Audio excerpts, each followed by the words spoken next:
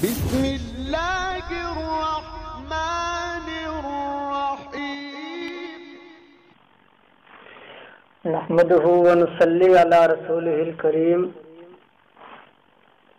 میرے واجب الاحترام سامعین حضرات، آج ہم مختصر دینی نصاب کا چھٹا سبق پڑھیں گے۔ نماز کے اذکار کے سلسلے میں گزشتہ سبق میں ہم نے پڑھا تھا وتعالی جدک، جس کا ترجمہ یہ ہے اور تیری شان بہت بلند ہے۔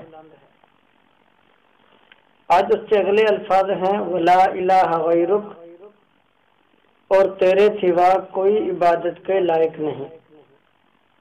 نماز میں آدمی سورہ فاتحہ سے پہلے ثنا پڑھتا ہے، سبحانک اللہم،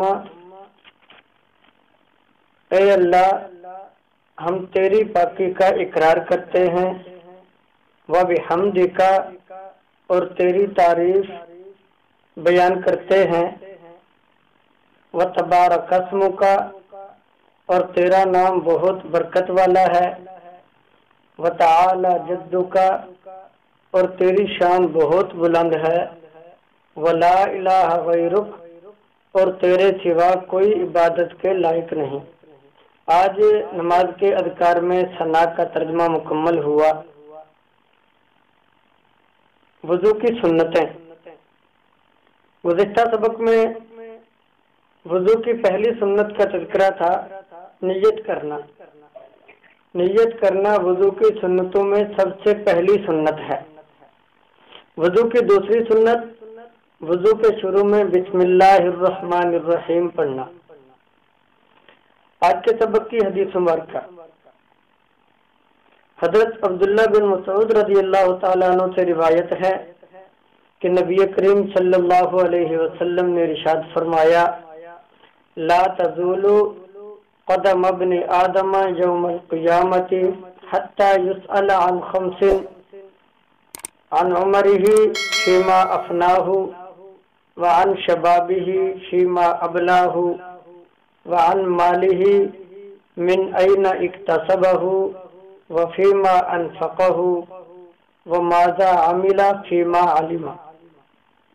کہ نبی کریم صلی اللہ علیہ وسلم نے ارشاد فرمایا قیامت کے دن آدمی کے قدم اس وقت تک نہیں ہٹ سکتے جب تک 5 چیزوں کا مطالبہ اور سوال نہ ہو جائے۔ نمبر 1، عمر کہاں خرچ کی، یعنی زندگی عطا کی گئی تھی، اس زندگی کو کس مصرف میں خرچ کیا، دین کے معاملے میں یا دنیا کے معاملے میں۔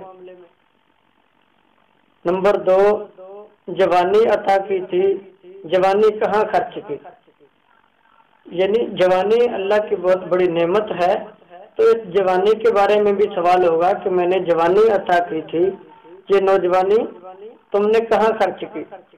نمبر 3، تیسرا سوال ہوگا مال کہاں سے کمایا، مال جائز طریقوں سے کمایا یا ناجائز طریقوں سے۔ تو تیسرا سوال مال کے متعلق ہوگا کہ مال کہاں سے کمایا۔ چوتھا سوال فیما انفقہ، اس مال کو خرچ کہاں کیا۔ پانچواں سوال اپنے علم پر کتنا عمل کیا۔ یعنی قیامت والے دن جب تک ان 5 سوالوں کے آدمی جواب نہ دے اس وقت تک وہ اپنی جگہ سے حرکت نہیں کر سکے گا۔ بات سمجھ آ رہی ہے سب کو؟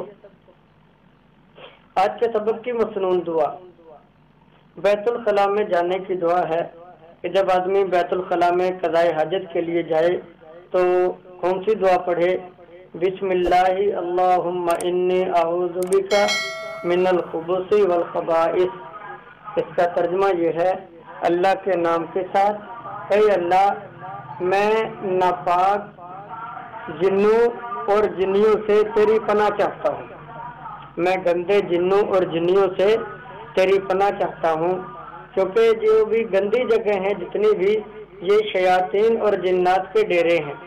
تو جب آدمی قضاء حاجت کے لیے جائے تو یہ دعا پڑھے بسم اللہ اللہم انی اعوذ بک من الخبث والخبائث، اللہ تبارک و تعالی ہمیں دین کی صحیح سمجھ عطا فرمائے۔